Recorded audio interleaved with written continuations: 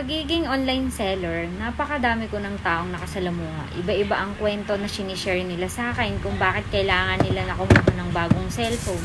Tulad nga ngayong araw na to, pagka-open ng tindahan, may mag-asawa na bago pumasok sa trabaho nila, nag-inquire sa akin ng unit na to. Dahil kailangan daw nilang ibili ang kanilang anak na gagamitin sa pang-online class. Dahil ang cellphone ng anak nila nawala sa mismong bahay nila.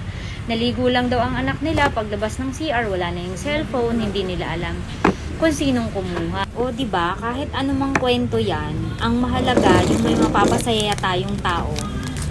Luho man o pangangailangan, pero alam natin na magiging masaya ang taong pagbibigyan natin ng mga ganitong bagay. Alam ko marami pa akong kwentong mapapakinggan sa mga taong mag-aabil sa akin ng mga unit na ganito. At nakakatuwa din sa akin at nakakataba din ng puso sa akin na nagiging bahagi ako ng kanilang pagpapasaya sa mga mahal nila sa buhay. Kaya nagpapasalamat ako sa suporta at patuloy na pagtitiwala nyo sa akin.